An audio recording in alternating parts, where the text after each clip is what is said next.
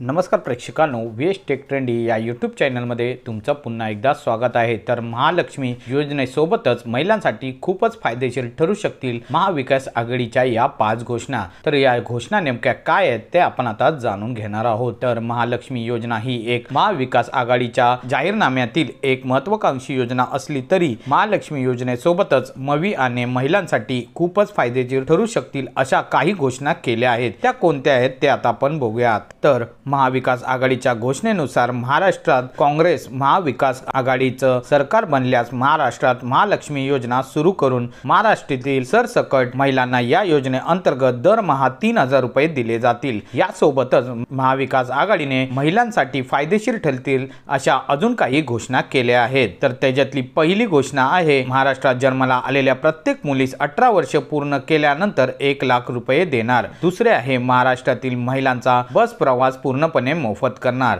तर तिसरे आहे दर वर्षाला 6 घरगुती गॅस सिलेंडरवर 500 रुपयामध्ये देणार। तर चौथे आहे संजय गांधी निराधार योजनेच्या लाभाची रक्कम 1500 वरून वाढवून 2000 रुपये करणार। तर पाचवी आहे महिला कर्मचाऱ्यांना मासिक पाळीच्या 2 दिवस ऐच्छिक रजा देणार। राज्यात विधानसभा निवडणुकीच्या प्रचारांची रणधुमाळी शिगेला पोहोचली असताना रविवारी महाविकास आघाडीकडून जाहीरनामा प्रसिद्ध करण्यात आला। महाविकास आघाडीच्या या जाहीरनाम्यात प्रामुख्याने महिला, शेतकरी, तरुण आणि आरोग्य क्षेत्राच्या दृष्टीने महत्त्वपूर्ण घोषणा करण्यात आल्या आहेत। तर प्रेक्षकांनो, तुम्हाला दिलेली ही माहिती कशी वाटली आणि हा व्हिडिओ आवडला असल्यास आपल्या या यूट्यूब चॅनलला लाईक, शेअर आणि सबस्क्राइब करायला विसरू नका। तोपर्यंत धन्यवाद।